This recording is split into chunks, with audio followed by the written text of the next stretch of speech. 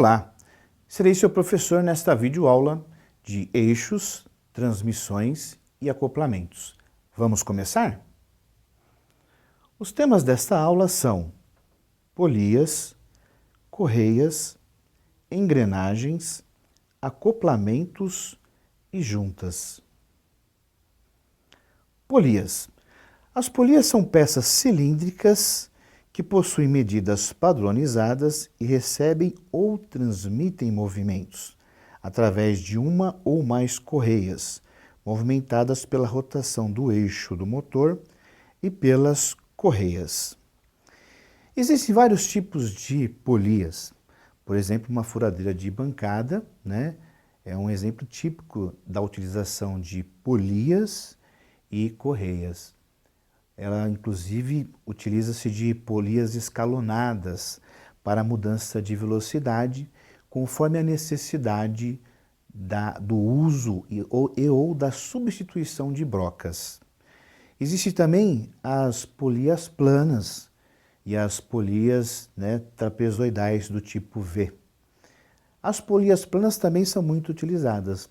Eu, por exemplo, já vi em muitas indústrias têxteis um eixo movimentado recebendo a transmissão de um único motor, e esse eixo com polias planas são responsáveis de transmitir a rotação para várias máquinas têxteis. Isso é uma economia muito grande, acaba sendo um mecanismo de transmissão bastante simples, isso tudo graças à utilização de polias planas e correias. Temos também a polia trapezoidal, em forma de V, que também é muito utilizada. Em função, às vezes, de algum acidente ou incidente que uma polia plana permite, ou seja, ela tem uma facilidade um pouco maior da correia escapar da polia, a polia trapezoidal ou do tipo V, ela já atende nessa situação de não permitir ou de dificultar um escape, por exemplo, de uma correia.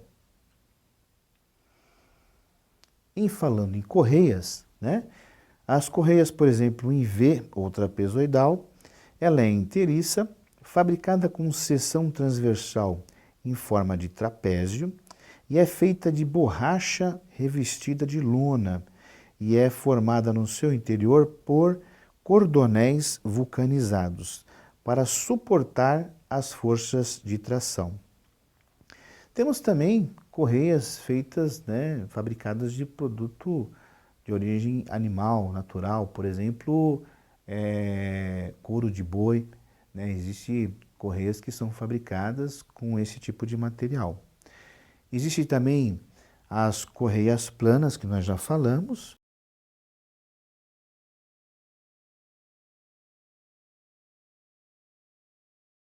E existem também as correias dentadas, que no caso aí utilizam polias dentadas. Um exemplo muito típico disso é nos motores da maioria dos nossos automóveis. O conjunto, o motor, ele é composto também de polias planas, polias trapezoidais ou em V, e a famosa polia dentada, que recebe a correia dentada, e ela é a responsável pela transmissão entre a rotação do eixo virabrequim com o eixo comando de válvulas. E temos também as engrenagens como elementos de transmissão.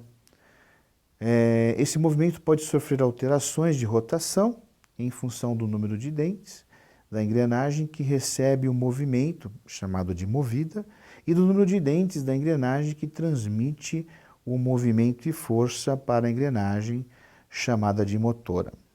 É uma peça cilíndrica em forma de cubo, onde tem um furo central, onde vai receber o eixo e na montagem com rasgo de chaveta, mas pode também ser inteiriça com seu eixo. E na sua periferia encontra-se os dentes. Esses dentes também conforme norma, projeto, né? É eles que vão fazer o engrenamento com outras engrenagens, transmitir, né, a potência, a força, o torque, vai permitir a mudança de velocidades e nesse conjunto de engrenagens, né, eu sempre vou ter, né, uma engrenagem se comunicando com uma outra engrenagem através dos seus dentes. E aí, enquanto, por exemplo, uma tem um sentido de rotação anti-horário, a outra que está acoplada a ela vai ter um sentido oposto, ou seja, um sentido horário. Como eu já falei, né, são responsáveis pela transmissão de movimento rotativo e existem diversos tipos de engrenagens, né? Eu tenho, por exemplo, as engrenagens de dentes, né, cilíndricos, de dentes retos, de dentes helicoidais. Temos também a cremalheira, que é uma peça com seção transversal quadrado retangular, e na parte superior eu tenho os dentes, e de forma linear, né, ela faz toda a transmissão de movimentos. Por exemplo, um portão automático, né, isso é permitido através do conjunto de uma engrenagem com a cremalheira. Temos também engrenagens cônicas com dentes retos, engrenagens cilíndricas com dentes oblíquos, com dentes em V. Temos também as cônicas com dentes em espiral. E temos também os parafusos sem fim com engrenagens côncavas e as engrenagens com dentes internos. Acoplamentos. Acoplamentos são elementos mecânicos destinados a transmitir movimento rotativo de uma árvore para um eixo ou entre dois eixos, com o mesmo posicionamento no sentido axial, face a face. Imagina o custo que seria uma construção mecânica de uma máquina ou de um equipamento ter a necessidade de um eixo onde o seu comprimento é extremamente grande em termos lineares. Ficaria até difícil para a gente poder encontrar máquinas operatrizes que pudessem fabricar esse eixo. E então, às vezes eu tenho a necessidade de fracionar esse eixo, mas graças, por exemplo, a um acoplamento, eu consigo, né, montar esse eixo e formar, por exemplo, uma única peça, que é no caso aí, por exemplo, de acoplamento fixo, né? Ou os acoplamentos rígidos. Ele faz a união, né, de montagem de um eixo com outro eixo ou eixo árvore, de tal forma que dá a impressão que é um eixo só, de tão alinhado e de tão rígido que fica o conjunto montado. Existem vários tipos de acoplamento fixo, como por exemplo os de flanges parafusada, os de prato e de discos e também existem os de luvas de compressão. Outro tipo de acoplamento que é usado bastante são os acoplamentos elásticos, onde, por exemplo, eu tenho esse acoplamento Perflex. Também serve para unir, né, eixos árvores, só que ele permite uma pequena angulação. Ele consegue absorver uma pequena angulação, mas não podemos confundir pequena angulação com desalinhamento. Sempre a montagem do eixo com acoplamento tem que ser alinhado, né, dentro de uma tolerância conforme especificação técnica, conforme norma ou conforme projetos.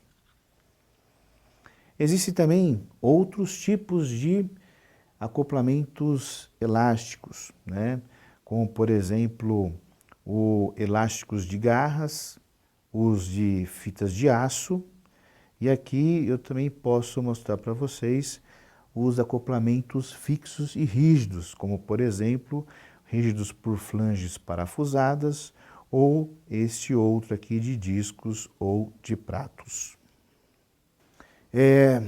Esses acoplamentos, eles são muito importantes, né, principalmente na hora da montagem.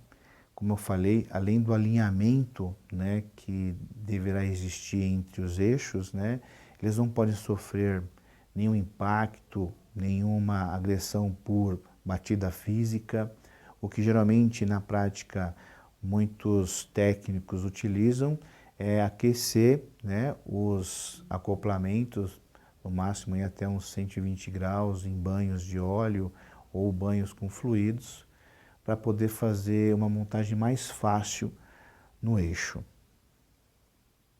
E por último, temos as juntas como outro tipo de acoplamento.